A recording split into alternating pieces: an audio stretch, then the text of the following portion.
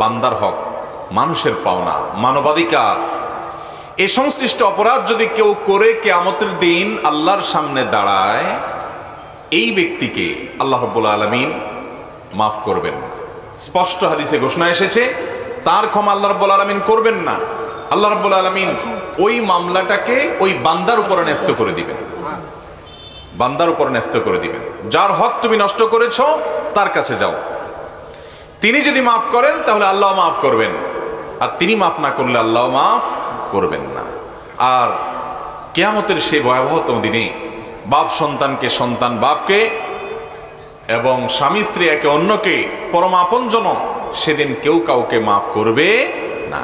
এই জন্য বুদ্ধিমান ইমানদারের কাজ হলো যে তিনি বান্দার হক বা মানুষের পাওনাগুলো পরিশোধ করে হিসেবটাকে পরিষ্কার এবং ক্লিন রাখা, যাতে করে আল্লাহর সঙ্গে সাক্ষাতের দিন কোনো মানুষের হক অন্তত তিনি মেরেছেন, কোনো মানুষের হক নষ্ট করেছেন, কারোর অধিকার খর্ব করেছেন, অনাদায় রেখেছেন, এরকম অবস্থায় যেন তিনি উত্থিত না হন, না উঠেন।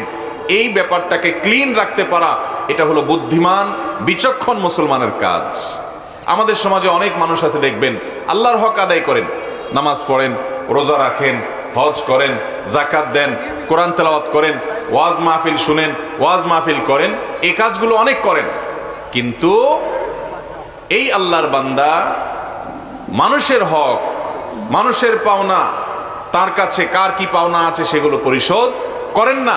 অনেক সময় জানেনও না যে কার কি পাওনা আছে। আল্লাহ তাআলা আমাদের সকলকে আল্লাহর হকের পাশাপাশি বান্দার হকগুলো আদায় করার তৌফিক দান করুন। মুহতারাম হাজিরিন, ঈমানটাকে বিশুদ্ধ করার পর, আল্লাহর হক তথা ফরজ ইবাদতগুলো করার পর, হারাম থেকে বাঁচার পর, একজন বিচক্ষণ ঈমানদারের সর্বপ্রধান কাজ হলো এই মানুষের হক সংশ্লিষ্ট বিষয়গুলোকে সর্বোত্তমভাবে ডিল করা। নবী করিম সাল্লাল্লাহু আলাইহি সাল্লাম বলেছেন, মান সাআ খুলুকুহু সাআ দীনুহু, যে ব্যক্তির আচার আচরণ, ব্যবহার, মানুষের সাথে তার যে দেনা পাওনা আছে, এই বিষয়গুলোকে সে সঠিকভাবে করে না, এগুলোকে নষ্ট করে, তার আচরণ খারাপ হয়, এই ব্যক্তির দিনদারি খারাপ, এই ব্যক্তির তাকওয়া নষ্ট, এই ব্যক্তি ভালো মুসলমান হতে পারে না। 10 শ্রেণীর মানুষের হক যদি আমরা আদায় করতে পারি, তাহলে ইনশাআল্লাহ বান্দার হকের যে একটা বড় দায় আমাদের উপরে আছে, সেটা অনেকখানি আদায় হয়ে যাবে। নাম্বার 1, আল্লাহর হক আদায়ের পর আল্লাহ রাসূল সাল্লাল্লাহু আলাইহি সাল্লামের হক হলো তার প্রতি ঈমান আনা, তার আনুগত্য করা। সেটা আদায়ের পর আল্লাহর জমিনে সবচেয়ে বড় এবং বেশি হক এবং অধিকার হলো যে মানুষের, সেই মানুষ হলেন মাতা এবং পিতা, মা এবং বাবা। মা বাবার হক এটা এত জটিল, এত জটিল। কোন সন্তান তার মা বাবার জন্য যদি তার সারা জীবনের সমস্ত আনুগত্যকে নিবেদন করে দেয়, শ্রদ্ধা নিবেদন করে, বিনয় অবনত থাকে, মা বাবার সামনে দাস মালিকের সামনে যেরকম থাকে সেরকম থাকে, প্রজা রাজার সামনে যেরকম থাকে সেরকম থাকে, তবুও মা বাবার হক কোনোদিন আদায় করে শেষ করা সম্ভব নয়। শুধুমাত্র গর্ভধারণ করা, দুনিয়াতে আসার ক্ষেত্রে ভূমিকা পালন করা, এই দায়টুকু যদি পরিশোধ করতে চায় সন্তান, সারা জীবন মা বাবার সেবা করে, খেদমত করে, মা বাবার সঙ্গে সদাচরণ করেও পরিপূর্ণভাবে সে দায় পরিশোধ করে ফেলেছে, এমনটি মনে করার কোনো কারণ নাই। আল্লাহ তাআলা কোরআনে কারিমে বলেছেন, ওয়াকাদা রাব্বুকা আল্লা তা'বুদু ইল্লা ইয়্যাহু ওয়া বিল ওয়ালিদাইনি ইহসানা। তোমার রব ফয়সালা করেছেন যে আল্লাহ ছাড়া কারোর ইবাদত করা যাবে না। এরপরেই বলেছেন এবং মা বাবার সাথে সদ্ব্যবহার করতে হবে। দেখুন, আল্লাহর ইবাদত, শিরক মুক্ত ইবাদতের নির্দেশ করার পর সাথে সাথে আল্লাহ রাব্বুল আলামিন যার ইবাদত, যার সেবার কথা বলেছেন, যার হকের কথা বলেছেন, অধিকারের কথা বলেছেন, আল্লাহর পাশাপাশি আল্লাহর পরপরই যার অধিকারের কথা উল্লেখ করেছেন তিনি হলেন মা এবং বাবা। আব্দুল্লাহ ইবনে আব্বাস রাদিয়াল্লাহু তাআলা আনহু, আব্দুল্লাহ ইবনে ওমর রাদিয়াল্লাহু তাআলা আনহু, তারপর আবু হুরায়রা রাদিয়াল্লাহু তাআলা আনহু সহ সিনিয়র বহু সাহাবা ইকরামের জীবন ইতিহাসে আমরা দেখতে পাই, মা বাবার প্রতি সন্তান কিরকম সেবা করতে হবে তার একটা নমুনা তারা রেখে গেছেন। আমরা তাদের রুহানি সন্তান। সাহাবী আব্দুল্লাহ ইবনে ওমর রাদিয়াল্লাহু তাআলা আনহু বাইতুল্লাহর তওয়াফ করছেন। এক ব্যক্তি তার মাকে, বৃদ্ধা মাকে কাঁধে তুলে নিয়ে তওয়াফ করছে। বাবা যেরকম শিশু সন্তানকে কাঁধে নিয়ে কোলে নিয়ে তওয়াফ করে, সে তার মাকে কাঁধে তুলে নিয়ে তওয়াফ করছে। এবং বৃদ্ধা মানুষ, তাকে নিয়ে তওয়াফ করতে অনেক কষ্ট হচ্ছে। 7 চক্কর মাকে কাঁধে নিয়ে দেওয়ার পর এরই কোনো একটা পর্যায়ে এসে তিনি সাহাবী আব্দুল্লাহ ইবনে ওমর রাদিয়াল্লাহু তাআলাকে দেখে চিনেছিলেন নবী সাল্লাল্লাহু আলাইহি ওয়াসাল্লামের সাহাবী। তখন বললেন যে, হে আব্দুল্লাহ ইবনে ওমর, এই যে আমার মায়ের জন্য আমি সেবা করছি, শুধু সেবা করছি তা নয়, তিনি কবিতা আবৃত্তি করে ছন্দের তালে তালে বলেছেন, ইন্নী লাহা বাইরুহাল মুদাল্লাল, আমি আমার মায়ের জন্য অনুগত অবনত ওঁটের মতো। একটা ওঁট যেরকম মালিকের বসার জন্য অবনত হয়ে মাটিতে বসে যায়, বিশাল কাহি বিশাল কাই বিশাল দেহি ওঁট যেরকম মালিকের সামনে মালিককে পিঠে চড়াবার জন্য বসে যায়, অবনত হয়ে যায়, আমি আমার মায়ের জন্য এরকম ওঁটের মতো থাকি। আমি কি আমার মায়ের হক আদায় করতে পেরেছি? আব্দুল ইবনে ওমর রাদিয়াল্লাহু তাআলা বলেছেন, না, আদায় হয় নাই, এবং এটা সম্ভব না। কারণ তোমার মা যে গর্ভে ধারণ করেছেন, তোমাকে যে ভূমিষ্ঠ করেছেন, এই কষ্টগুলো, এই পরিমাণের কষ্ট আল্লাহ রাব্বুল আলামিন কোরআনে হাকিমে বলেছেন, হামালাতহু উম্মুহু কুরহা ওয়া ওয়াদাআতহু কুরহা। তার মা, মানুষের মা, তাকে গর্ভে ধারণ করে কষ্ট করে, গর্ভ থেকে ভূমিষ্ঠ করেন কষ্ট করে। আল্লাহ যেটাকে কষ্ট বলছেন, কষ্টের উপরে কষ্ট বলছেন, সেটা কত কষ্ট এটা শুধুমাত্র মায়েরা বা জানেন। এটা সন্তানরা, পুরুষরা কখনো আঁচ এবং প্রকৃত অনুমান করতে পারে না। যেই ত্যাগ 10 মাস ধরে করতে হয়, যে ত্যাগ তৎপরবর্তী সময়গুলোতে করতে হয়, যে স্নেহ মমতা যতটা নির্মলভাবে, নির্মোহভাবে, নিঃস্বার্থভাবে মা দিয়ে থাকেন, সেটা বাবাও দেন না, পৃথিবীতে কোনো মানুষ দেয় না, দিতে পারে না। মায়ের মমতাকে যদি পৃথিবীতে ভিজুয়াল কোনো জিনিস দিয়ে দেখানো যেত যে কি, তাহলে পৃথিবীতে সমস্ত মমতা, সমস্ত মায়া, সমস্ত ভালোবাসাগুলো তার সামনে ম্লান হয়ে যেত মায়ের মমতার সামনে। হয়তো মা গরিব হওয়ার কারণে সন্তানকে অনেক কিছু দিতে পারেন না, হয়তো মা অশিক্ষিত হওয়ার কারণে প্রকাশ করতে পারেন না, কিন্তু তার ভেতরের যে মমতা থাকে, এটাকে আরশে আজিমের মালিক, সৃষ্টিকর্তা, যিনি অন্তরের খবর রাখেন, তিনি সার্টিফিকেট দিয়েছেন, তার চাইতে বড় মমতাকারী পৃথিবীতে আর কেউ হতে পারে না, কেউ আপন হয় না এত। আব্দুল্লাহ ইবনে ওমর রাদিয়াল্লাহু তাআলা আনহুর এই কথা শোনার পর সেই ব্যক্তি নড়ে চড়ে বসলো, যে এত কষ্ট করার পরও তিনি বলছেন, না, তোমার মায়ের জন্য তুমি একেবারে হক আদায় করে ফেলেছো, এরকম তৃপ্তির ঢেকুর তোলার সুযোগ নাই।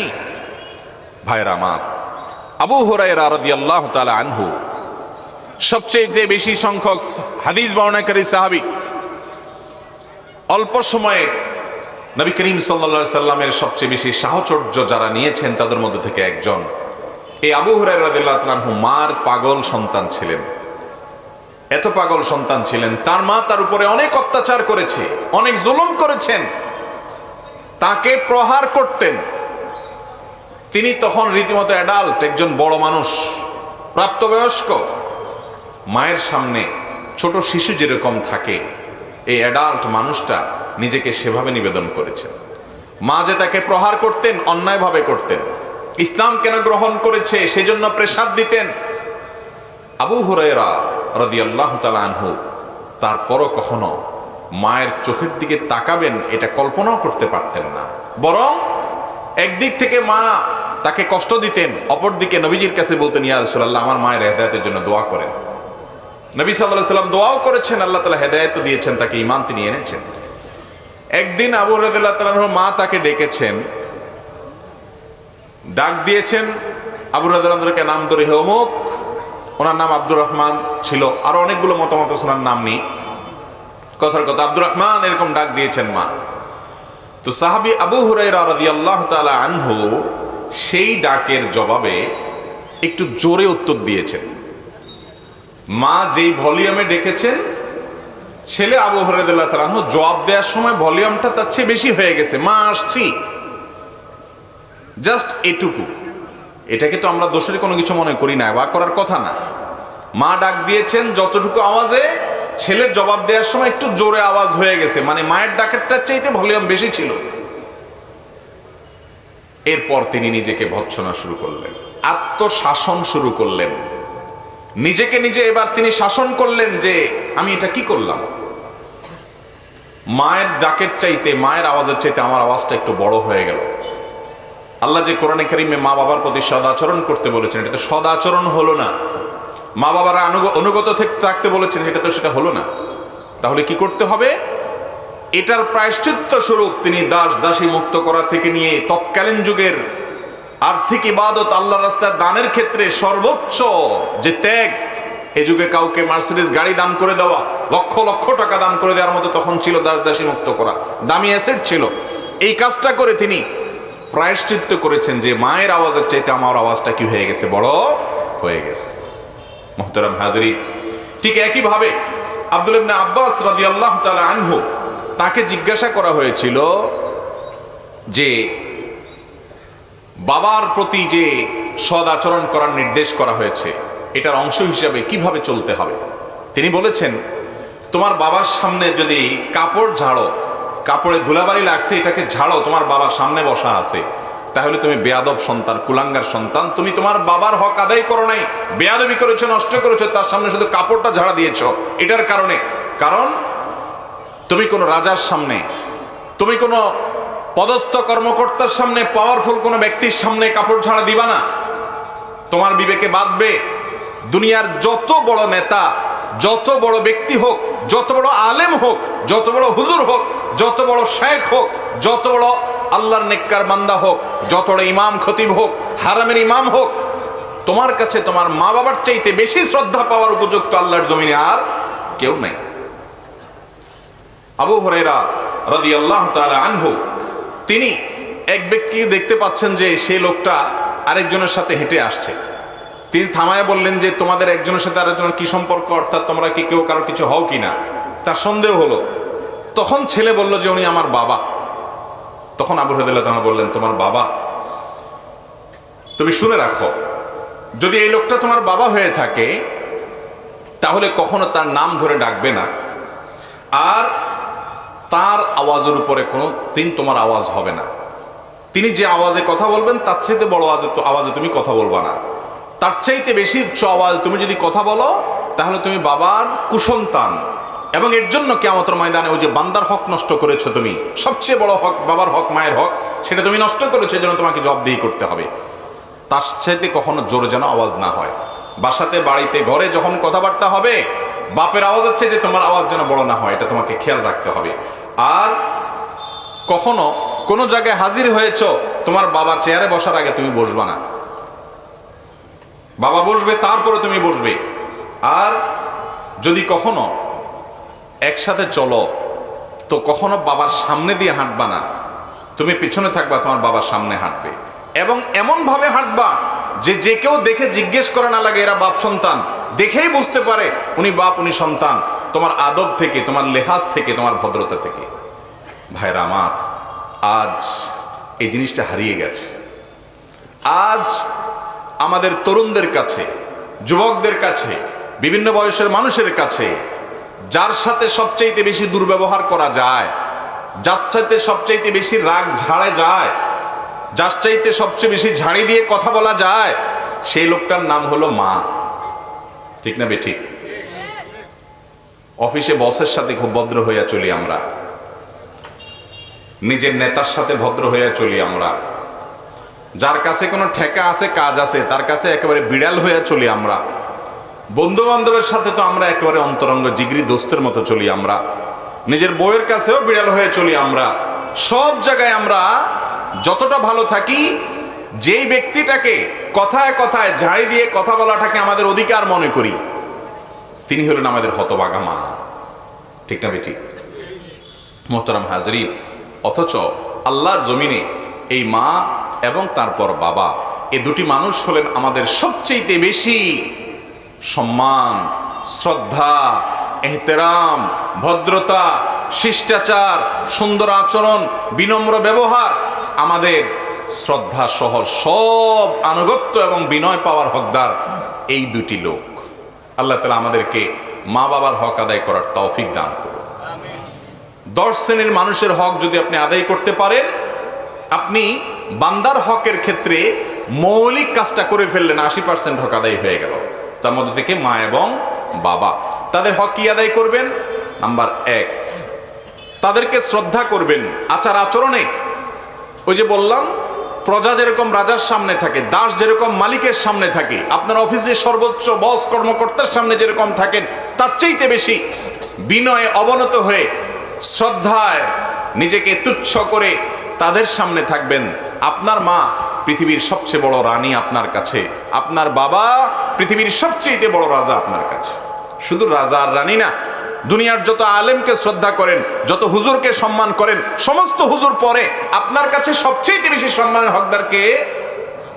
আপনার মা, এরপর আপনার বাবা। চেষ্টা করব না আমরা ইনশাআল্লাহ?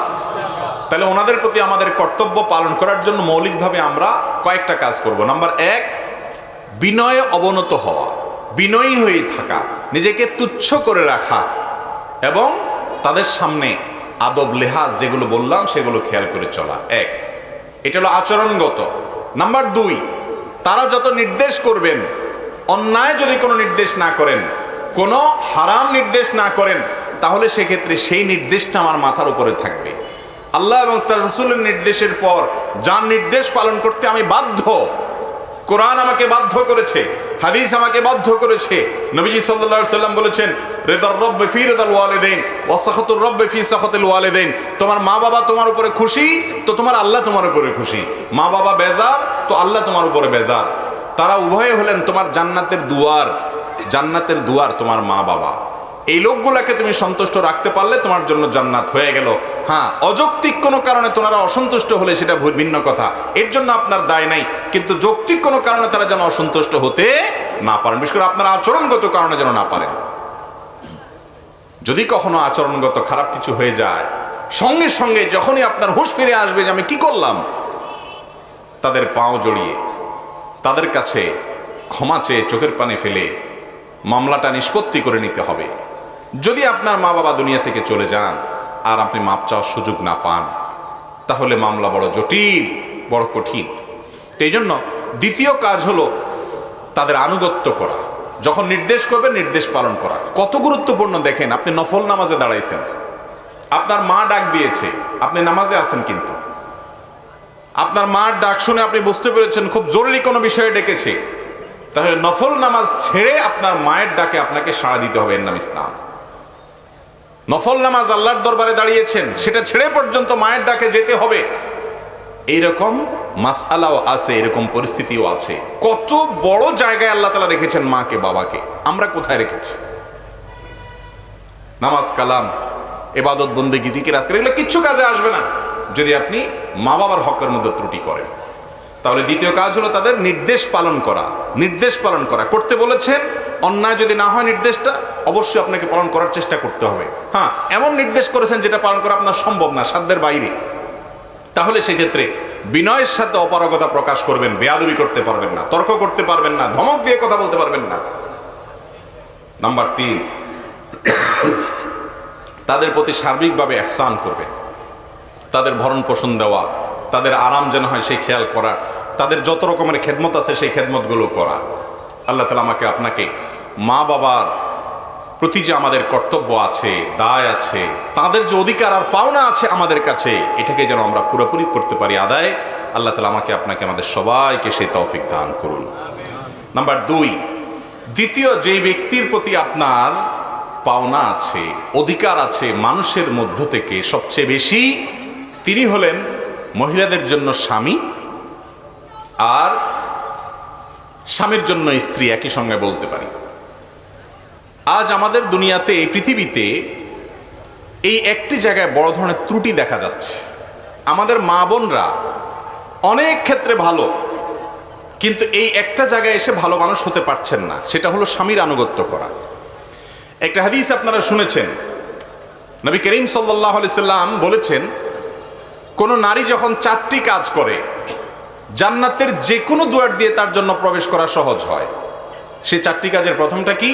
ইদা সাল্লাতিল মারআতু খামসাহা, কোন মহিলা যখন 5 ওয়াক্ত নামাজ পড়ে, ওয়া সামাত শাহরাহা, রমজানের রোজাগুলো রাখে, সিয়ামগুলো রাখে ঠিক মতো, আর ওয়া আতাআত যাওজাহা, স্বামীর নির্দেশ মেনে চলে, আনুগত্য করে, স্বামীর কথা শুনে, ওয়া হাফিজাত ফারজাহা, নিজের ইজ্জতকে হেফাজত করে, সেক্সুয়াল যত অপরাধ হতে পারে, অবৈধ হারাম সম্পর্ক হতে পারে, সেটা অনলাইনে হতে পারে, অফলাইনে হতে পারে, সবগুলো থেকে নিজেকে বাঁচিয়ে রাখে, এই নারীর জন্য মাত্র 4টি কাজের বিনিময়ে আল্লাহ রাব্বুল আলামিন জান্নাতে যে কোনো দুয়ার দিয়ে প্রবেশ করার সুযোগ রেখেছে। মহিলাদের জন্য জান্নাতে যাওয়া ভাই এত সহজ আল্লাহ তাআলা করে দিয়েছেন যে হারাম হালাল বাছবিচার উপার্জনের মধ্যে এই ঝামেলার কাজটা, এই কঠিন কাজটা করতে হয় পুরুষকে, মহিলার এটা পোহাতে হয় না। আর বাহিরে উপার্জন করতে গিয়ে কারোর সাথে ঝগড়া, কারোর সাথে মারামারি, কারোর সাথে গন্ডগোল, অনেক গুনাহে লিপ্ত হওয়ার আশঙ্কা থাকে পুরুষের, মহিলা সেটা থাকে না, তিনি বাসায় থাকেন। তিনি এই মৌলিক 4টা কাজ যদি করতে পারেন, জান্নাতে যাওয়া তার জন্য সহজ। এত সহজ করার পরেও নারীদের একটা বড় অংশকে নবী করিম সাল্লাল্লাহু আলাইহি সাল্লাম মেরাজে জান্নাত জাহান্নামে দেখেছেন। এর প্রধান কারণ হলো যে আমাদের মা বোনরা নামাজ পড়তে রাজি, রোজা রাখতে রাজি, কিন্তু তৃতীয়টা করতে রাজি না, অর্থাৎ স্বামীর আনুগত্য করতে রাজি না। নারীবাদের নামে মুখরোচক স্লোগান আমাদের মা বোনদেরকে প্রতারিত করে রেখেছে। শয়তান তাদেরকে এর মাধ্যমে ধোকায় ফেলে দিয়েছেন, প্রবঞ্চনার শিকার তারা হয়েছেন। তাদেরকে শয়তান উস্কে দেয়, সমাজের শয়তানের দোসররা উস্কে দেয়, বলে কেন মানতে হবে স্বামীর নির্দেশ। এই জন্য দেখবেন অনেক মুত্তাকি পরহেজগার মহিলারাও এই জায়গাটা এসে ধরা খেয়ে যান। আল্লাহর এক নেককার বান্দা কোন এক সালাফের কাছে, কোন এক আল্লাহর বড় এক মুখলেস এবং সালেহ বান্দার কাছে একজন মহিলা এসে প্রশ্ন করেছেন যে, উস্তাজ, আমি অনেক সালাত সিয়াম করি, নফল রোজা রাখি, রাতভর নামাজ পড়ি, সাদেকা করি, কোরআন তেলাওয়াত করি, জিকির আজকার করি, কিন্তু ইবাদতের যে স্বাদটা, এটা আসলে আমি সেভাবে পাচ্ছি না, কারণটা কি? তখন তিনি জিজ্ঞেস করলেন, তোমার সাথে তোমার স্বামীর সম্পর্কটা কেমন বোন? তখন ভদ্রমহিলা বললেন যে, আমি আপনাকে জিজ্ঞেস করছি ইবাদতের স্বাদ পাই না কেন, আর আপনি আমাকে জিজ্ঞেস করছেন যে স্বামীর সাথে সম্পর্ক কেমন? তখন উনি বললেন, বোন, তোমার স্বামীর সাথে তোমার সম্পর্কটা যদি খারাপ হয়, তুমি যদি তাকে আনুগত্য করতে না পারো, তোমার মধ্যে ইগো তৈরি করে ইবলিস, এবং তুমি যদি মনে করো যে না, তার কথা কেন শুনতে হবে, সে তো আমার চাইতে অধম বা সে আমার মতোই, তাহলে সেক্ষেত্রে তুমি ইবাদতের স্বাদ পাবা না বোন। যত ইবাদত করে এটা স্বাদ পাবা না। এটা আল্লাহর পক্ষ থেকে একটা বড় পরীক্ষার বিষয়। আজকের এই সময়টাতে আমাদের মা বোনরা স্বামীকে আনুগত্য করা, শ্রদ্ধা করা, এই জিনিসটা ভুলে গেছে। যতটুকু মনে হয় আব্দুল্লাহ ইবনে মুবারক রাহিমাহুল্লাহর স্ত্রী, তিনি বা কোনো এক সালাফ এর স্ত্রী, তিনি বলেছেন, সেই যুগে বলেছেন সেই যুগের নারীদেরকে যে, হে আমাদের সমাজের মেয়েরা, তোমাদেরকে বলছি শোনো, আমরা আমাদের স্বামীদেরকে, প্রজারা রাজাদেরকে যেরকম শ্রদ্ধা করত, এরকম শ্রদ্ধা করতাম। আজ সেটা হারিয়ে গেছে। শয়তান মুখরোচক নানা স্লোগান দিয়ে আমাদের মা বোনদেরকে উস্কে দিয়েছে। নামাজি, কালামি, পর্দানসীন মহিলা পর্যন্ত সব করতে রাজি আছে, পর্দাটাও করতে রাজি আছে, কিন্তু স্বামীর কথা শুনতে রাজি না। তর্ক করবে কথায় কথায়, ঠিক না ভাই? ঠিক। একসাথে থাকতে গেলে তর্ক হতে পারে, একসাথে থাকতে গেলে মনের অমিল হতে পারে, ঝগড়াঝাটিও হতে পারে। নবী করিম সাল্লাল্লাহু আলাইহি সাল্লামের দাম্পত্য জীবনে স্ত্রীদের সাথে মনোমালিন্য হয়েছে ছোটখাটো ইস্যুতে, বড় কোনো মনোমালিন্য, ছোটখাটো মনোমালিন্য হয়েছে, আমাদেরও হতে পারে, হওয়াটা দোষের না। কিন্তু চূড়ান্তভাবে একজন জান্নাত প্রত্যাশী নারী, আল্লাহর একজন প্রিয় বান্দি, তিনি চেষ্টা করবেন যে আমার স্বামীর যত যৌক্তিক নির্দেশ আছে সেগুলো আমি মানার চেষ্টা করব, এবং তাকে আমি আমার অভিভাবক হিসাবে শ্রদ্ধা করব, আনুগত্য করব, এবং একজন মানুষের নির্দেশটা আমাকে মানতে হবে। তিনি আমার গার্ডিয়ান, আমি তারটা মানব। তিনি হোক আমার চাইতে শিক্ষার দিক থেকে পিছিয়ে, হোক বুদ্ধির দিক থেকে পিছিয়ে, হোক অনেক দিক থেকে পিছিয়ে, কিন্তু তিনি আমার স্বামী।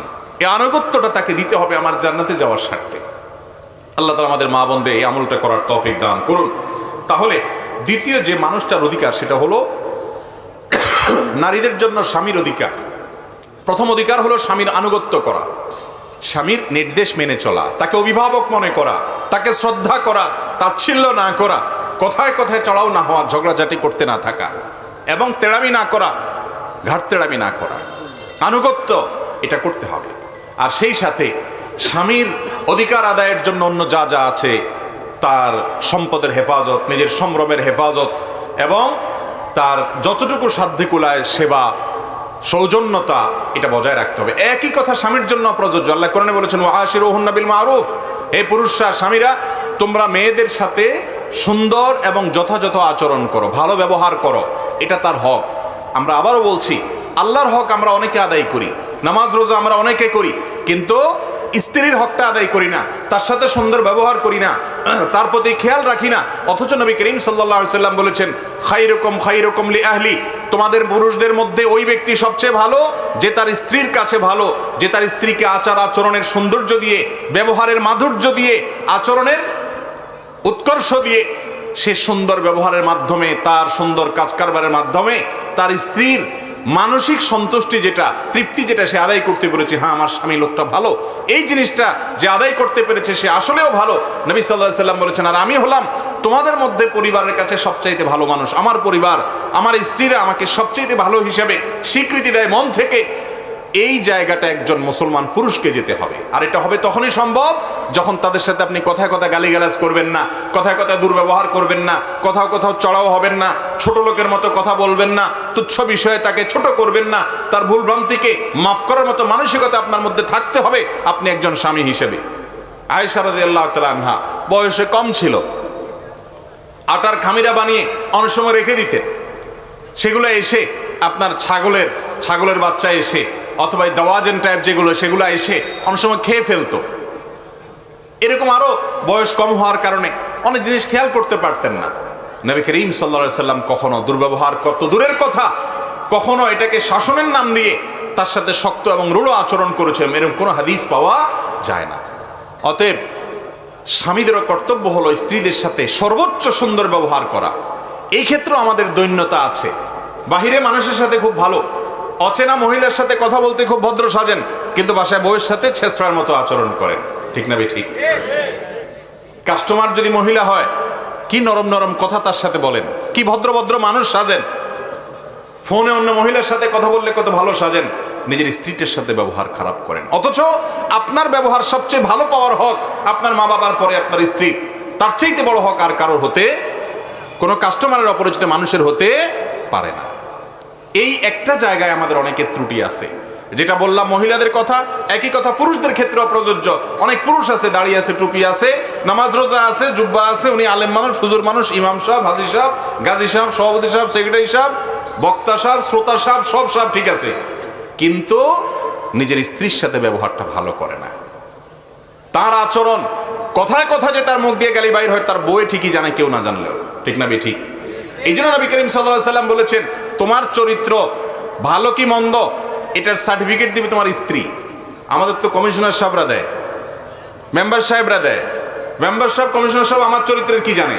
আমার চরিত্রের আসল রূপ, আমি মানুষটা বাইরে লম্বা লম্বা ভালো কথা বলি, কথায় কথা গালিগালাজ করি কিনা, ঝগড়াঝাটি করি কিনা, মারধর করি কিনা, ভাঙচুর করি কিনা, এবং বেয়াদবের মতো আচরণ করি কিনা, বদমেজাজ করি কিনা, অসভ্যের মতো কাজ করি কিনা, এটা জানবে আমার স্ত্রী। ঠিক না ঠিক?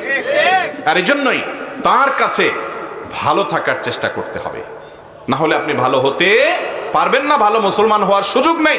ভালো মুসলমান লেবাসে পোশাকে হয় না, ভালো মুসলমান হয় আচার আচরণে।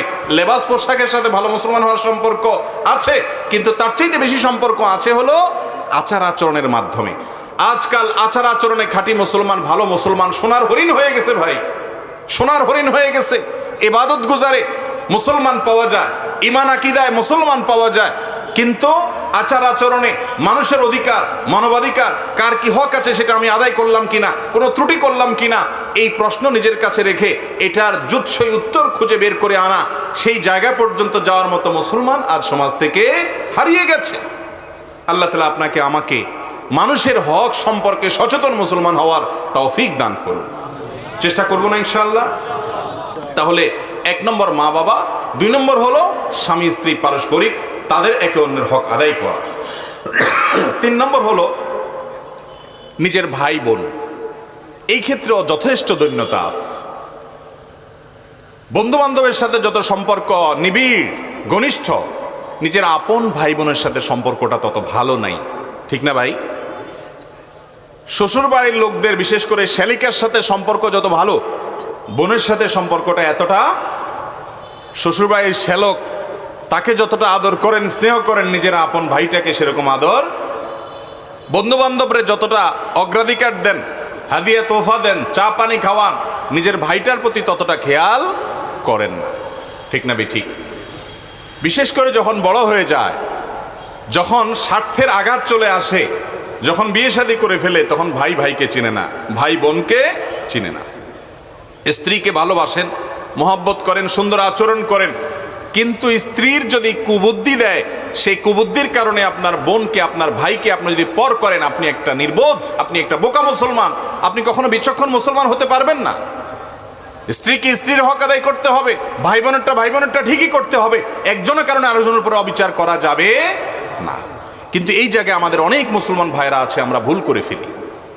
ভাই বোনের কি অধিকার? প্রথম অধিকার হলো তাদেরকে আপনি মমতা দিতে হবে, স্নেহ দিতে হবে যদি ছোট হয়, আর যদি বড় হয় তাহলে শ্রদ্ধা করতে হবে, যে আমার বড় ভাই, বাবার পরে তাকে আমাকে শ্রদ্ধা করতে হবে, তার নির্দেশ মানতে হবে। তিনি অশিক্ষিত হলেও তাকে সম্মান করতে হবে, কারণ তিনি আমার বড় ভাই। এবং টাকা পয়সা দেওয়ার ক্ষেত্রে, হাদিয়া তোফা দেওয়ার ক্ষেত্রে দুনিয়ার অন্য যে কোনো ব্যক্তির চাইতে আমি আমার বন্ধু বান্ধব, শ্বশুরবাড়ির আত্মীয়, অন্যান্য যত লোকজন আছে, তাদের সবার চাইতে প্রায়োরিটি এবং অগ্রাধিকার দিতে হবে আমার ভাইকে, বোনকে, কারণ আমার রক্ত সম্পর্কে আত্মীয়ের মধ্যে এরা সবচেয়ে কাছের, যার কারণে তাদের প্রতি সবচেয়ে সদাচরণ করতে হবে। বাবার সম্পদ, মায়ের সম্পদে ভাই বোনের যে অধিকার আছে, এটা দিতে হবে পাই পাই করে। এখানে কোনো প্রকার গড়িমসি করা যাবে না। আমাকে বাবা অন্যায়ভাবে কিছু দিল আমি নেব না, না, আমার ভাইয়ের অধিকার আছে, তাকেও সমানভাবে দিতে হবে, এরকম বলার মতো ইমানি অবস্থা, নৈতিক শক্তি এবং ভিত্তি থাকতে হবে। তাহলে আপনি বান্দার হক আদায় করলেন। ভাই বোনের অধিকার। 4 নম্বর হলো যত রকমের রক্ত সম্পর্কীয় আত্মীয় আছে তাদের অধিকার।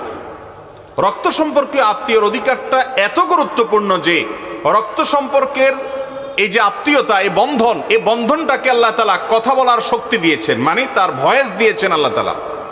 যদিও এটা কোনো ভিজুয়াল জিনিস না, কিন্তু আল্লাহ তাআলা এটাকে এমন একটা বস্তুতে পরিণত করে তার কথা বলার শক্তি দিয়েছেন, যে বস্তু কথা বলতে পারে। আত্মীয়তার বন্ধন আল্লাহকে বলেছেন যে, আল্লাহ, হাদিসে কুদসিতে আসছে যে আত্মীয়তার বন্ধনের সাথে আল্লাহর কথোপকথনের পর আত্মীয়তার বন্ধন আল্লাহর কাছে আবদার করেছে যে, আল্লাহ, আমার অবস্থানটা কোন জায়গায়? আল্লাহ রাব্বুল আলামিন তখন আত্মীয়তার বন্ধনকে বলেছেন, এটা কি যথেষ্ট নয় তোমার জন্য যে তোমার অবস্থান আমি এমন জায়গায় দিয়েছি, যে ব্যক্তি তোমাকে ঠিক রাখবে, অর্থাৎ আত্মীয়তার বন্ধনকে ঠিক রাখবে, আমি তার সাথে সম্পর্ক সংযুক্ত রাখবো, বান্দা হিসাবে পরিচয় দিব, আর যে ব্যক্তি তোমার সম্পর্ক ছিন্ন করব, আমিও তাকে সম্পর্ক ছিন্ন করে দিব। আত্মীয়তার বন্ধন এত বড় একটা বিষয়। আত্মীয়তার বন্ধন রক্ষা করা ফরজ, এটা কোনো সুন্নত নফল আমল না। আমাদের অনেক মুসলমানরা জানে না যে আত্মীয়তার সম্পর্ক রক্ষা করা কি ভাই ফরজ। আত্মীয়তার সম্পর্ক রক্ষা করা বলতে কি বোঝায়? আত্মীয়তার সম্পর্ক রক্ষা করতে বোঝায় হলো যাদের সাথে আপনার রক্তের সম্পর্ক আছে, ব্লাডের সম্পর্ক আছে, আপনার শরীরের রক্ত তার শরীরের রক্তর কানেকশন আছে, এই মানুষগুলো হলো আপনার রক্ত সম্পর্কীয় আত্মীয়। তাদের সাথে আপনার সম্পর্ক রক্ষা করতে হবে। সম্পর্ক রক্ষা করা মানে কোনো কারণে তাদের সাথে সম্পর্ক ছিন্ন করতে পারবেন না, জায়েজ নাই, কোনো যুক্তিতে না। হ্যাঁ, কোনো আত্মীয় আপনার উপরে অন্যায় আচরণ করে, আপনি সম্পর্ক রক্ষা করতে গেলে উল্টা আরো চড়াও হয়, নানাভাবে ক্ষতি করার চেষ্টা করে, তখন আপনি আত্মরক্ষার জন্য দূরে থাকতে পারেন। এই ছাড়া অন্য কারণে আপনি আপনার রক্ত সম্পর্কীয় আত্মীয়র সাথে সম্পর্ক ছিন্ন করতে পারেন না।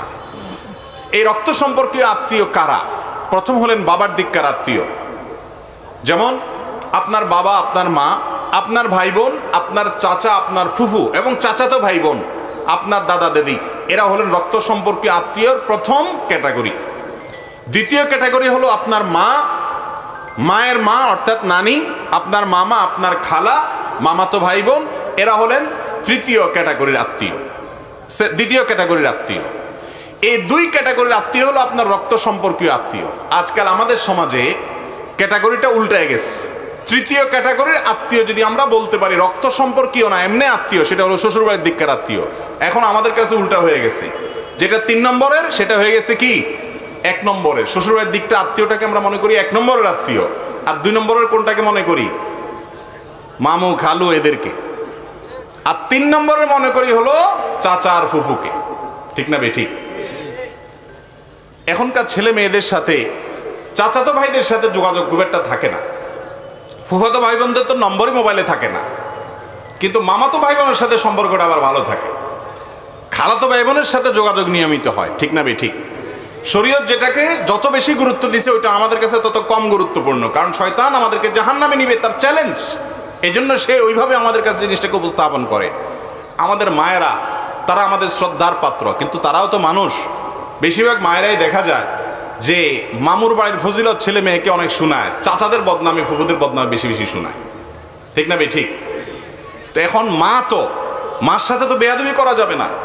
তিনি যদি আপনি বুঝতেছেন যে মা অন্যায় করতেছে, ভুল করতেছে, আপনি চুপচাপ থাকবেন, কোনো বেয়াদবি করবেন না, তর্ক করতে যাবেন না, কিন্তু নিজের দায়িত্ব আদায়ের ক্ষেত্রে ঠিকই আপনি ঠিকটা করতে হবে। কথা কি বুঝাতে পারছি? তাহলে আত্মীয়তার ক্যাটাগরিতে এ ক্লাসের বা প্রথম আত্মীয় হলো বাপের সম্পর্কীয় যারা, দ্বিতীয় হলো মায়ের সম্পর্কীয় তারা, তৃতীয় যারা রক্ত সম্পর্কীয় আত্মীয় না এমনি আত্মীয়, সেটা হলো শ্বশুরবাড়ির দিককার আত্মীয়। এখন আমরা যদি উল্টাই দিয়ে শ্বশুরবাড়িটারে 1, মামার বাড়িটাকে 2 আর চাচা ফুফু তারা 3, বরং কোনো কোনো ক্ষেত্রে আত্মীয়তাদের কথা শত্রু, ঠেলাঠেলি, বাদাবাদি তাদের সাথে। ঠিক না বেঠিক? আল্লাহ তাআলা আমাদেরকে আত্মীয়দের হক আদায় করার তৌফিক দান করুন। আত্মীয়দের হক কি? তাদের 1 নম্বর হক হলো সম্পর্ক বজায় রাখা।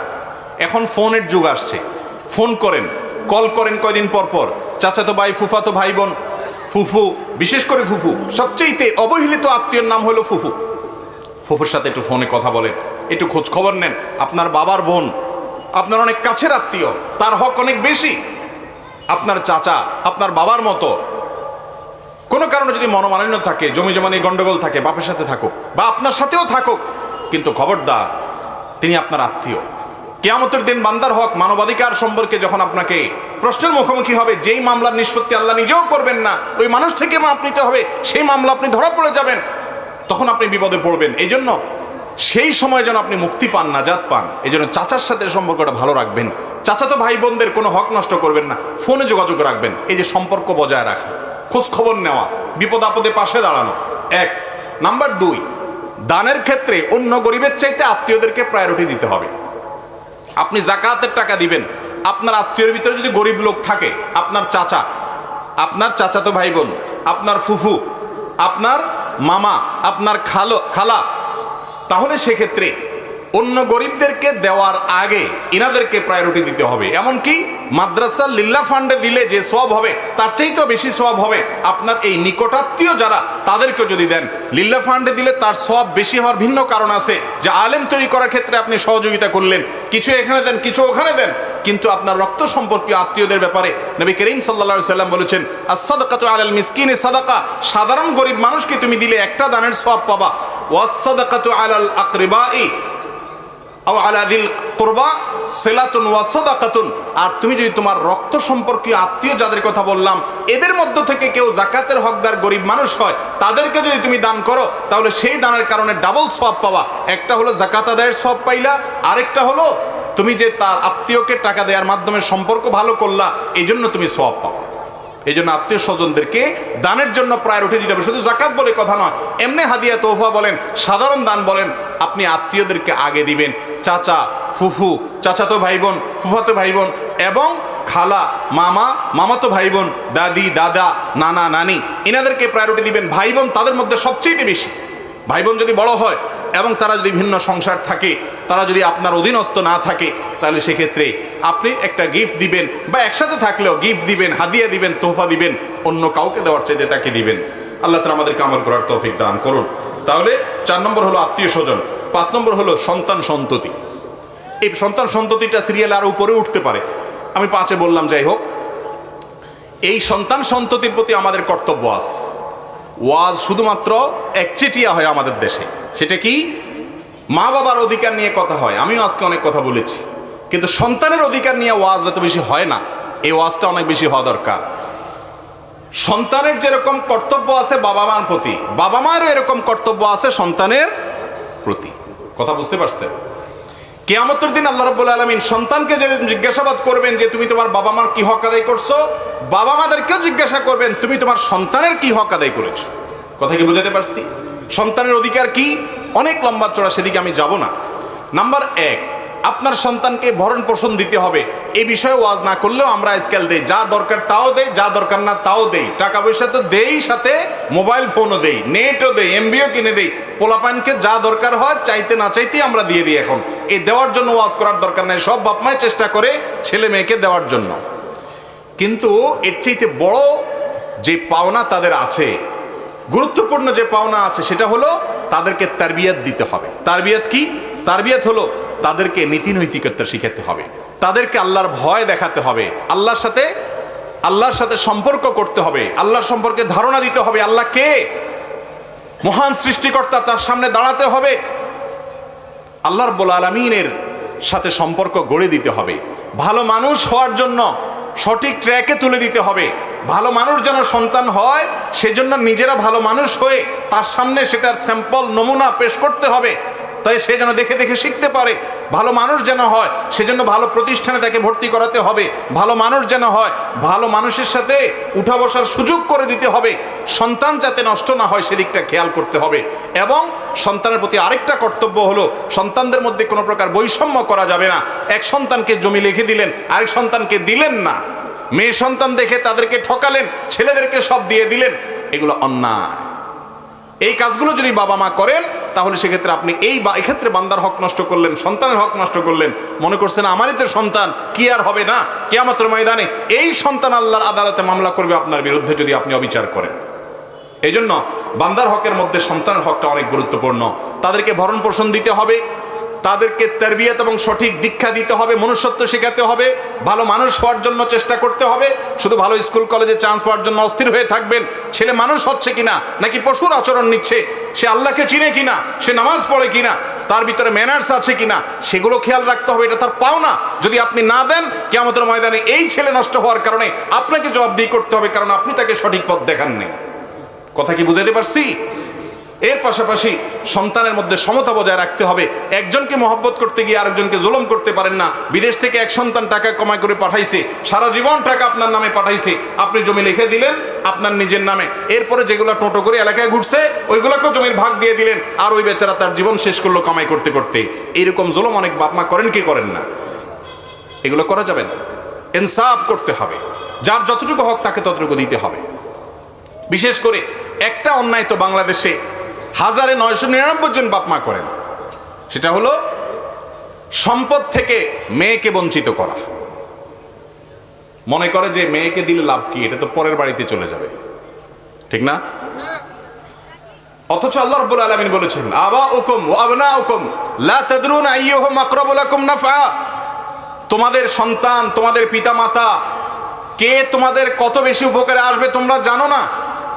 আল্লাহ তাআলা যে সম্পদে ভাগ দিয়েছেন, সেই ভাগ অনুযায়ী সবাইকে দিয়ে দিবে। ফরিদাতুম মিনাল্লাহ, এটা আল্লাহর পক্ষ থেকে নির্ধারণ করা, আল্লাহ নির্ধারণ। আল্লাহ শুরুতে বলেছেন, ইউসিকুমুল্লাহ ফি আওলাদিকুম, তোমাদের সন্তানদের ব্যাপারে আল্লাহ ওসিয়ত করছেন। আল্লাহ মালিক হয়ে, সৃষ্টিকর্তা হয়ে অর্ডার করছেন, এটা না বলে আল্লাহ বলছেন ওসিয়ত করছেন, সেটাও অর্ডার। কিন্তু এই শব্দের মাধ্যমে এক ধরনের আবেদন আছে, এর মধ্যে এক ধরনের আবেদন আছে। আল্লাহ ওসিয়ত করছেন সম্পদ বন্টনের ক্ষেত্রে, এটা আল্লাহর নির্ধারণ, খবরদার এটা তুমি এটাকে চেঞ্জ করার ইখতিয়ার তোমার রাখো না। তোমার সম্পদে তোমার ছেলের যদি 1 আনা হক থাকে, মেয়ের 8 আনা আছে। তোমার ছেলের যদি 50 টাকা হক থাকে, মেয়ের 25 টাকা আছে। বেশিরভাগ বাবা মা এই জায়গায় এসে ভালো মানুষের পরিচয় দিতে পারেন না, মুসলমানের পরিচয় দিতে পারেন না।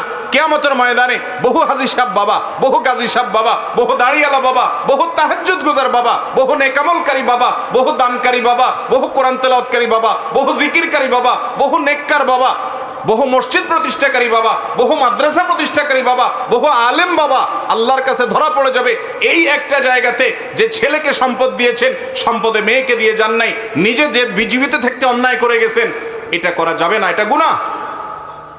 আপনার ঘরে জন্মগ্রহণ করেছে, সে আপনার সন্তান, তার পাওনা হয়ে গেছে, এটা আপনাকে দিতে হবে। এমনকি সে যদি আপনার কথা না মানে, সে আপনার প্রতি খেয়াল না রাখে, তারপরেও তাকে হক দিতে হবে। এটা আল্লাহর নির্ধারণ, আপনি এটাকে চেঞ্জ করার কোনো অধিকার রাখেন না। কথা কি বুঝাতে পারছি ভাইরা আমার? আপনার মেয়েকে আল্লাহ তাআলা সম্পদে যে অধিকার দিয়েছেন সেটা দিতে হবে। বাংলাদেশে জমির দলিলগুলো যাচাই করে দেখেন, চেক করে দেখেন, কয়টা দলিলে দেখবেন মেয়েরা মালিক, সব ছেলেরা। মেয়েদের প্রতি আমরা অত্যাচার করছি, অবিচার করছি, তাদের অধিকার দিচ্ছি না। তাদের অধিকার দিতে হবে। বাবারা, বান্দার হক বড় ডেঞ্জারাস, বড় ডেঞ্জারাস। ইয়াউমা ইয়াফিরুল মারউ মিন আখিহি ওয়া উম্মিহি ওয়া আবিহি, কিয়ামতের দিন সন্তান বাপকে দেখে পালাবে, ছেলে মেয়ে পরিচয় দিবে না সেদিন। আপনি এর আশা করেন না যে আমারই তো মেয়ে। অনেক বাপ মা আছে নিজের এই অবৈধ কর্মটাকে হালাল করার জন্য মেয়েকে ডেকে বলে, বা মা তোমাদেরকে আল্লাহ অনেক দিচ্ছে, এখন তোমরা তো যাই হোক বিয়ে শাদী হয়েছে, খরচ টরচ করছি, এখন এগুলো আমি এদেরকে দিতে চাই, তোমরা কি বলো? তো মেয়েরা শরমে পড়ে, লজ্জায় পড়ে, কি আর বলবে, ঠিক আছে আব্বা আপনি যেটা ভালো মনে করেন। হয় না, হয় না এরকম? অন্যায়, অবিচার, কোনো কাহিনী চলবে না। মেয়েকে জিজ্ঞেস করা যাবে না। কেন জিজ্ঞেস করবেন? জিজ্ঞেস করা মানে তাকে লজ্জায় ফেলে দেওয়া। বাধ্য হয়ে সে দিতে চায় না। ভাইদের সামনে, সবার সামনে জিজ্ঞাসা করবেন, সে বলবে না আমারটা আমাকে দিতে হবে, তাহলে তো ভাই বলবে বেটা তোমার আর জায়গা নাই। এগুলো অন্যায়। সে তার সম্পদ এখান থেকে নেওয়ার পরেও আজীবন সে ভাইয়ের বিটা আসতে পারবে, তার রাইট। কারণ ভ্রাতৃত্বের বন্ধনের কারণে ভাই বোনকে দেখবে, বোন ভাইকে দেখবে, এটা তাদের কর্তব্য পারস্পরিক। মা বাবারা এ অন্যায় করবেন না। সম্পদ দেওয়ার ক্ষেত্রে বৈষম্য করবেন না, বান্দার হক নষ্ট করা হয় এক্ষেত্রে। সন্তানদের বিষয়টা খেয়াল রাখবেন। নাম্বার 6, যে মানুষের অধিকার আমাদের কাছে, আমাদের উপরে সবচেয়ে বেশি, সে মানুষটা হলেন আমাদের আত্মীয় তালিকা। এতক্ষণ গেল, এই আত্মীয়ের তালিকার পরে যার অধিকার সবচেয়ে বেশি, সে লোকটা হলেন প্রতিবেশী। সে লোকটা কি রে ভাই? প্রতিবেশী। একবার নবী করিম সাল্লাল্লাহু আলাইহি সাল্লাম বলেছেন, জিবরিল আমাকে আসমান থেকে বারবার এসে আত্মীয়র ব্যাপারে যেন আমি প্রতিবেশীর ব্যাপারে যেন আমি সাবধান থাকি, সেজন্য এত বেশি তিনি আমাকে গুরুত্ব আরোপ করে গেছেন যে আমার কাছে মনে হচ্ছিল না জানি কখন জিবরিল আইসা বলে, আপনি মারা গেলে আপনার সম্পদে ছেলে মেয়ের যেরকম ভাগ আছে, হিস্সা আছে, আপনার প্রতিবেশীরও হিস্সা আছে, না জানি এটা কখন বলে বসে। আমি সেই চিন্তায় ছিলাম, কারণ এত বেশি গুরুত্ব দেওয়া হচ্ছে প্রতিবেশীর ব্যাপারে। আর আমাদের অবস্থা কি ভাই? আমাদের অবস্থা হলো, আজকাল সবার সাথে সম্পর্ক ভালো হলেও আশপাশের যারা বসবাস করে তাদের সাথে সম্পর্কটা খারাপ। ঠিক না ঠিক? এমনকি মসজিদের পাশে যদি কোনো বাড়ি থাকে, মসজিদ কমিটির লোকজন, ইমাম সাহেব, মুয়াজ্জিন সাহেব, তাদের অত্যাচারে অনেক সময় আশপাশের লোকেরা তারা ভালো থাকতে পারেন না। হয় কি হয় না এরকম? আপনার বাড়ির পাশের বাড়ি, আপনার ঘরের পাশের ঘর, তাদের প্রতি আপনার সদাচরণ করতে হবে। তার বাসা বাড়িতে আপনার বাড়ির পানি তার বাড়িতে গিয়ে পড়ে, আপনার গাছের ছায়া দিয়ে তাকে একেবারে আপনি অন্ধকার করে রাখছেন, আপনি তার সাথে শত্রুতার সুলভ আচরণ করছেন, এগুলো জায়েজ নাই। নবী করিম সাল্লাল্লাহু আলাইহি সাল্লাম বলেছেন, লা ইউমিনু মান লা ইয়ামানু জারুহু বাওয়াইকাহু, যার হাত মুখের কষ্ট দ্বারায়, অনিষ্ট দ্বারায় প্রতিবেশী কষ্ট পায়, সে ঈমানদার হতে পারে না। সে ঈমানদার হতে পারে না। প্রতিবেশী আপনার দ্বারা কষ্ট পাওয়া যাবে না। তারা যেন কষ্ট না পায়, এটা খেয়াল রাখতে হবে, সুসম্পর্ক রাখতে হবে। নবী করিম সাল্লাল্লাহু আলাইহি সাল্লাম আবু যর গিফারি রাদিয়াল্লাহু আনহুকে বলেছেন, তুমি যখন তরকারি রান্না করো, ভালো কোনো তরকারি রান্না করলে, গোশত রান্না করলে ঝোলটা বাড়ায় দিবা, প্রতিবেশীর বাড়িতে একটু পাঠাবা। আমরা ছোটবেলায় দেখেছি মা চাচিদের মধ্যে আমলটা ছিল, একটু ভালো খাবার হলে আশপাশের ঘর বাড়িগুলোতে পাঠায় দিতেন। আজ সে আমল হারিয়ে গেছে। আমাদের সমাজে আছে এখন এগুলা? নাই। অথচ এটা নবী করিম সাল্লাল্লাহু আলাইহি সাল্লামের নির্দেশ যে প্রতিবেশীদের বাসায় ভালো খাবার থাকলে পাঠাও, হাদিয়া বিনিময় করো, তাদের সাথে সম্পর্ক রক্ষা করে চলো। প্রতিবেশী যাতে আমার দ্বারা অন্তত কষ্ট না পায়, তাদের প্রথম অধিকার হলো তারা আপনার দ্বারা কোনো কষ্ট পাবে না। আপনার পানি দ্বারায়, আপনার ছায়া দ্বারায়, আপনার চলাফেরা দ্বারায়, আপনি এমন হাই ভলিউমে গান শুনলেন, প্রতিবেশী বেচারা ঘুমাইতে পারলো না। আপনি এমন শব্দ করলেন, প্রতিবেশী বাচ্চা ঘুম থেকে উঠে গেল। আপনি এমনভাবে ময়লাটা ফেললেন, প্রতিবেশী বেচারার নাকে হাত দিয়ে চলতে হলো। আপনি এমনভাবে রাস্তায় বেড়া দিলেন যে প্রতিবেশীর বেচারার কষ্ট হলো। কখনো খোঁজখবর নিলেন না, তার বিপদ আপদে গেলেন না। এখন বিশেষ করে এমন একটা স্বার্থপরতার যুগ চলছে, এমন একটা স্বার্থান্তের যুগ চলছে। এখন সবাই ইয়ানফসি ইয়ানফসি, কীভাবে আমি ভালো থাকবো, কীভাবে আমার ফ্যামিলি ভালো থাকবে, এর বাইরে আমরা চিন্তা করি না। অথচ ইসলাম বলে আপনার পাশের বাড়ি, পাশের ঘর, সামনের ঘর, পিছের ঘর, কারা কীরকম আছে তাদের দিকে খেয়াল করেন। আপনি যখন বাসে চলাচল করেন, চেয়ার কোচে যান, ভালো গাড়িতে যান, আপনি সিটটা ডাউন করার এখতিয়ার আছে, এমনভাবে ডাউন করে দিলেন পিছের লোকের বেচারা বুকের উপরে চলে আসলো। আবার পিছের লোকালে এমনভাবে ধমক দিল, ধাক্কা দিল যে আপনি কষ্ট পেয়ে গেলেন। অথচ আপনারা দুইজন যাত্রী একে অন্যের প্রতিবেশী অন্তত কয়েক ঘন্টার জন্য। কথা কি বুঝাতে পারছি? এই প্রতিবেশীর অধিকার একজন মুসলমান আদায় করবে যে আমার দ্বারা আমার প্রতিবেশী কষ্ট পাবে না। আমি ভালো কিছু রান্না করলে প্রতিবেশীর জন্য পাঠিয়ে দিব। এবং প্রতিবেশীর সাথে সম্পর্কটা ভালো রাখতে হবে। বেশিরভাগ প্রতিবেশীর সাথে সম্পর্ক ভালো নাই, জমি পাশে আছে তো প্রতিবেশী আপনার পাশের জমিওয়ালা আপনার প্রতিবেশী, তার সম্পর্ক তার হক রক্ষা করা তো পরের কথা, উল্টা আইল ঠেলে ঠেলে তার হক নষ্ট করি আমরা, ঠিক না ভাই? ঠিক। আল্লাহ তাআলা আমাদেরকে বান্দার হক আদায় করার তৌফিক দান করুন। ভাইরা আমার, এই জায়গাগুলোতে আপনি ভালো মানুষ হতে পারলে আপনি সত্যিই ভালো মানুষ, আপনি সত্যিই খাঁটি মুসলমান। আপনি খাঁটি মুসলমান লম্বা জুব্বা দিয়ে হবেন না, খাঁটি মুসলমান বড় টুপি দিয়ে হবেন না, খাঁটি মুসলমান বড় পাগড়ি দিয়ে হবেন না। আপনার খাঁটি মুসলমান হওয়া নির্ভর করে আপনার প্রতিবেশীর সাথে আপনার আচরণ কেমন, আপনার মানুষের সাথে আচরণ কেমন। আল্লাহ আমাকে আপনাকে আমাদের প্রতিবেশীর সাথে সুসম্পর্ক যেন আমরা রাখতে পারি। তারা খারাপ হলেও আমার থেকে অন্তত আমি ভালো কিছু করব, খারাপ কিছু করব না, এই চেষ্টাটা আমাদের যেন থাকে। আল্লাহ তাআলা আমাকে আপনাকে আমাদের সবাইকে সেই তৌফিক দান করুন। নাম্বার 7, ইয়েতিম। ইয়েতিমের সবচেয়ে বড় অধিকার হলো তার সম্পদ অন্যায়ভাবে ভক্ষণ করা যাবে না। আপনি চাচা, আপনার ভাই মারা গেছেন, আপনার ভাতিজারা আপনার কাছে আমানত। আপনার প্রতিবেশী, আপনার এলাকাতে কোনো বাচ্চা বাপ হারিয়েছে, সে আপনার কাছে আমানত। তার কোনো সম্পদ থাকলে সেটা আপনি অন্যায়ভাবে ভক্ষণ করতে পারবেন না। কোরআনে কারিমে আল্লাহ তাআলা এটার সম্পর্কে অনেক শক্ত ভাষায় আমাদেরকে ভৎসনা করেছেন, সাবধান করেছেন। ইয়েতিমের সম্পদ যদি আপনি লালন পালন করেন, দেখভালও করেন, অন্যায়ভাবে যেন আপনি সেটা মেরে যেন না খান, সাবধান থাকতে হবে। 1 নাম্বার 2, ইয়েতিমের দায়িত্ব গ্রহণ করা, অভিভাবক হওয়া, এটা কত বড় সওয়াবের কাজ জানেন? নবী করিম সাল্লাল্লাহু আলাইহি ওয়াসাল্লাম বলেছেন, আনা ওয়া কাফিল ইয়েতিমি কাহাতাইন। এই দুটি আঙ্গুল যেরকম পাশাপাশি একটা আরেকটার সাথে আছে, আমি এবং ইয়েতিম কিয়ামতের ময়দানে এরকম পাশাপাশি থাকবো। ইয়েতিমের লালন পালনকারী, ইয়েতিমের অভিভাবক যারা হবে, কোনো ছেলের বাপ মারা গেছে, আপনি গিয়ে বললেন ঠিক আছে আমি এই ছেলেটার দায়িত্ব নিলাম, তার মাকে বললেন ও যতদিন প্রাপ্তবয়স্ক না হবে ওর খাওয়া দাওয়া, পড়ালেখা, বাবা সুলভ স্নেহ যা দেওয়া দরকার সব আমি দেব, এই দায়িত্ব যদি আপনি নেন, আপনি ইয়েতিমের অভিভাবকত্ব নিলেন।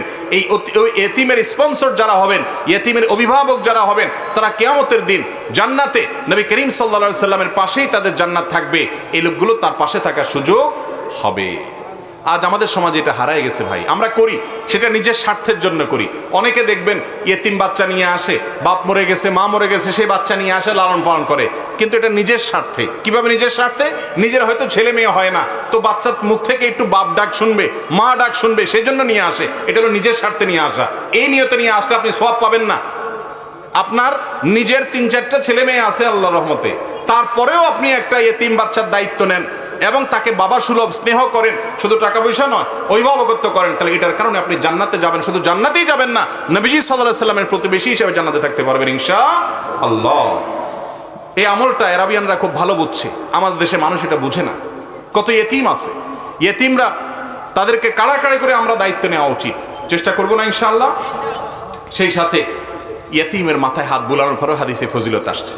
আপনি আর কিছু পারেন না, ইয়েতিম বাচ্চার বাড়িতে গিয়ে যতটুকু পারেন খেদমত করে মাথায় একটু হাত বোলান। কারণ বাপ হারানোর বেদনা এটা যে হারিয়েছে সে বাচ্চাটা শুধু বুঝে, আপনি বুঝবেন না। এই জন্য ওই বাচ্চাটাকে একটু স্নেহ দেন, একটু মমতা দেন, চেষ্টা করবো আমরা ইনশাআল্লাহ। এরপরে 8 নম্বর যার অধিকারের কথা বলবো তিনি হলেন আমাদের অধীনস্থ কাজের লোকরা। তাদেরও অধিকার আছে, তাদেরও অধিকার আছে। আপনার হাউস ড্রাইভার, বাসা যে মহিলাটা কাজ করে, বাসা যে লোকটা কাজ করে, আপনার পিয়ন, আপনার অফিসে আপনার অধীনস্থ কর্মচারী, এই লোকগুলোর অধিকার আছে। কিরকম অধিকার? নবী করিম সাল্লাল্লাহু আলাইহি সাল্লাম বিদায় হজের ভাষণে, জীবনের শেষ সর্বোচ্চ বড় ভাষণে তিনি বারবার আমাদেরকে সাবধান করেছেন যে তোমাদের অধীনস্থ যারা থাকবে, যারা তোমাদের ভাই, তোমাদের মতোই মানুষ, আদম সন্তান, আল্লাহ তোমাদের অধীনস্থ করে দিয়েছেন, তাদের সাথে তোমরা ভালো আচরণ করবে, সুন্দর ব্যবহার করবে, তাদের হক নষ্ট করবে না। এমনকি নবী সাল্লাল্লাহু আলাইহি সাল্লাম বলেছেন তোমরা যা খাবে তাদেরকে তা খাওয়াবে, ওই মানের একই মানের খাবার দিবা, তোমাদের সাথে বসায় খাওয়াবা, এবং তোমরা যে পোশাক পরো তারা যেন সে পোশাক পরে। আজ আমাদের সমাজের বাস্তবতা কি বলেন? একজন মানুষ আমরা দেখা যায় আমার কাজের লোক, তার ছেলের জন্য যদি একটা জামা কিনে, আর একই জামা যদি আমার ছেলের জন্য আমি আগে কিনছিলাম কাকতেলেভাবে যদি মিলে যায়, আমরা লজ্জায় মাথা হেট হয়ে যায় না? যে আমার ছেলের জামা আর আমার কাজের বুয়ার ছেলের জামা একরকম, মানিজ্যত থাকে। এই রোগটা আমাদের মধ্যে আছে না নাই? আহা, অথচ কাজের বুয়ার ছেলে সেও মানুষ, আপনার ছেলে সেও মানুষ। শুধু মানুষ না, এমন হতে পারে ওই ছেলেটা আপনার ছেলের চাইতে আল্লাহর কাছে প্রিয় মানুষ, জান্নাতি, তাহলে সে তো অনেক শ্রেষ্ঠ। আর সেটা সেই চিন্তা নাও করেন আপনি, মানুষ আরেকজন মানুষকে ঘৃণা করবে এবং তার মতো হবে না। অনেক বাসা বাড়িতে তো আছে কাজের লোকরা, আমি দেখেছি, অনেক আগে দেখেছি যে অনেক বাসাতে ছোট্ট কাজের মেয়ে, সে নিচে ঠান্ডার সময় শীতের সময় নিচে বসে থাকে, সোফায় মালিক বসে থাকে, মালিকের বাচ্চারা বসে, তার বসা নিষেধ সোফায়, কারণ মালিকের বাচ্চার সাথে বসলে এটা তার ইজ্জত যায়। এই মূর্খ, এই অসভ্যরা নাকি আধুনিক। ইসলাম বলেছে মানুষকে সর্বোচ্চ সম্মান দিতে, মানবাধিকার দিতে, মানুষের অধিকার দিতে। অধীনস্থদের ব্যাপারে নবী সাল্লাল্লাহু আলাইহি সাল্লাম বলেছেন তাদের ঘাম শুকানোর আগে আগে তাদের পারিশ্রমিক দিয়ে দাও, মাস শেষ হওয়ার আগে বেতন দিয়ে দাও। তাদের অধিকার নিয়ে টালবাহানা করবে না, তাদেরকে সম্মান দিবে। আমার নবী করিম সাল্লাল্লাহু আলাইহি সাল্লাম কাজের লোক সেবকদেরকে নিজের সাথে বসাইয়া একই দস্তরখানে খাওয়াতেন। আজ আমরা কয়জন মুসলমান আছি এরকম বুক রাখে, এরকম কলিজা আছে যে আমার ড্রাইভার আমার সাথে বসে প্লেটে খানা খাবে, একই প্লেটে খানা খাবে, একই মানের খানা খাবে? আছে এগুলো এখন? অথচ আমরা নিজেদেরকে সভ্য দাবি করি। দুনিয়াতে খাঁটি মুসলমানের চাইতে সভ্যতা আর দুনিয়াতে কেউ শিখতে পারে না, কেউ শেখাতে পারে না। অতএব অধীনস্থদের অধিকার আদায় করতে হবে, তাদের প্রতি অত্যাচার করা যাবে না, অবিচার করা যাবে না। একজন ব্যক্তি তার একজন গোলামকে, দাসকে প্রহার করছিলেন, মারছিলেন। নবী করিম সাল্লাল্লাহু আলাইহি সাল্লাম এই দৃশ্য দেখে পেছন থেকে তাকে ডাক দিলেন, ডাক দিয়ে বললেন, হে অমুক, শুনে রাখো, এই লোকটা তোমার কাজ করে, কাজের লোক, তোমার আল্লাহ পাওয়ার দিয়েছেন, মালিক বানাইছেন, তুমি তার উপরে যতটা ক্ষমতা রাখো, আরশের মালিক তোমার উপরে তার চেয়ে অনেক বেশি ক্ষমতা রাখে, অনেক বেশি ক্ষমতা রাখে। তুমি অত্যাচার করছো, ভয় করো আরশের মালিককে, যদি তিনি পাকড়াও করেন তুমি কোথায় যাবা? আল্লাহ তাআলা আমাদেরকে অধীনস্থদের হকগুলো আদায় করার তৌফিক দান করুন। তাহলে তাদের হক হলো তাদের সাথে সুন্দর আচরণ করা, জুলুম না করা, এবং ঘাম শুকানোর আগে পারিশ্রমিক দিয়ে দেওয়া, এবং একই মানের খাবার খাওয়ানো, পাশে বসে খাওয়ানো, এবং একই মানের পোশাক তাদেরকে পরানো, আন্তরিকতা দেখানো, তাদের বোঝাকে হালকা করে দেওয়া। আর 9 নম্বর হলেন বৃদ্ধ মানুষ, বড়রা, বয়সে বড়। নবী সাল্লাল্লাহু আলাইহি সাল্লাম বলেছেন যে বড়কে সম্মান করে না সে আমার উম্মত হতে পারে না। বড়কে সম্মান করতে হবে ভাই। আজকাল এটাও হারিয়ে গেছে, বড়দেরকে, সিনিয়রদেরকে কি করা হয় না? সম্মান করা হয় না। বিশেষ করে যুবক ভাইদেরকে বলবো, আপনার বয়সে বড় মুরব্বী, তাদেরকে সম্মান করাটা ইসলাম আপনার জন্য আবশ্যক করেছে, নির্দেশ দিয়েছে। নবী সাল্লাল্লাহু আলাইহি সাল্লাম বলেছেন লাইসা মিন্না মাল্লাম ইউআক্কির কাবীরানা, যে ব্যক্তি আমাদের বড়দেরকে, সিনিয়রদেরকে সম্মান করে না সে আমার উম্মত না। এই জন্য বড়দেরকে সম্মান করতে হয়, তাদের নির্দেশ মানতে হয়, তাদের সামনে নিজে বিনয়ী হয়ে থাকতে হয়। একটা সময় আমাদের সমাজের সৌন্দর্য ছিল ভাই, একজন মুরব্বী এলাকা দিয়ে, রাস্তা দিয়ে হেঁটে গেলে যুবকরা পাশে দাঁড়িয়ে যেত, বিনয়ী হয়ে সালাম দিত। এখন আছে সব? পারলে গায়ের উপর এমন একটা ভাব। 2-4 জন একসাথে হলে তো মুরব্বীর সাথে বেয়াদবি করতেও পিছপা হয় না।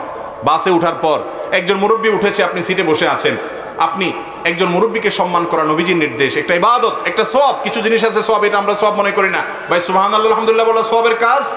একজন মুরব্বীকে দেখে সিট ছেড়ে দিলেন, এটাও সওয়াবের কাজ, বরং এটা কোনো কোনো ক্ষেত্রে অনেক বড় সওয়াবের কাজ হতে পারে। কিন্তু আমরা এগুলো আজকাল করি না। এই জন্য সিনিয়রদেরকে সম্মান করতে হবে, এটা তাদের অধিকার। আর 10 নম্বর সর্বশেষ হলো ওলামা একরামের সম্মান। ওলামা একরামের সম্মান, নবী সাল্লাল্লাহু আলাইহি সাল্লাম এও বলেছেন যে মাল্লাম ইয়ারিফ লিআলিমিনা হাক্কা, যে ব্যক্তি আমার আলেমদের হক বা অধিকার, সম্মান, মর্যাদা বুঝে না, এই লোকটা আমার উম্মত না। এই জন্য একজন মানুষ আলেম, তিনি ভিন্ন চিন্তার আলেম, আপনার মতের সাথে মিলে না, তারপরও তিনি আলেম হওয়ার কারণে সম্মানের হকদার, মর্যাদার হকদার, তার প্রতি সম্মান বজায় রেখে, শ্রদ্ধা বজায় রেখে আপনাকে চলতে হবে। এই যে মানুষগুলোর কথা বললাম, এগুলো ছাড়াও আল্লাহ তাআলা অমুসলমানদের অধিকার রেখেছেন। একজন অমুসলমান তিনি যেন আপনার দ্বারা কষ্ট না পায়, অবিচার না করেন, তার প্রতি অনেক অধিকার আছে, সেগুলো আপনাকে আদায় করতে হবে। এবং সেই সাথে মানুষ তো মানুষ, অন্যান্য সৃষ্টিগুলোর প্রতি আপনাকে আন্তরিক হইতে হবে, তারপর আপনি ভালো মুসলমান হইতে পারবেন, কিয়ামতে আল্লাহর আদালতে মুক্তি পেতে পারেন। এক নজর আবারও 10 জনের কথা বলে দিচ্ছি। 1 নম্বর হলো মা বাবা, 2 নম্বর হলেন স্বামী স্ত্রী একে অন্যের প্রতি যে অধিকার আছে সেগুলো আদায় করা, 3 নম্বর হলো ভাই বোন পারস্পরিক অধিকার আদায় করতে হবে, 4 নম্বর হলো রক্ত সম্পর্কে আত্মীয় যারা আছেন তাদের অধিকার আদায় করতে হবে, কি কি অধিকার বিস্তারিত বলেছি। 5 নম্বর হলো নিজের সন্তানদের প্রতি যে অধিকার আছে, তাদের যে পাওনা আছে সেগুলো পরিশোধ করতে হবে, কর্তব্য আদায় করতে হবে। আর 6 নম্বর হলো প্রতিবেশীর প্রতি সদাচরণ করা থেকে যত কর্তব্য আছে সেগুলো আদায় করতে হবে। 7 নম্বর হলো ইয়েতিমের প্রতি যে কর্তব্য আছে সেটা আদায় করতে হবে। 8 নম্বর হলো অধীনস্থ চাকর বাকর এবং কাজের লোক, তাদের প্রতি যে অধিকার আছে সেটা আদায় করতে হবে।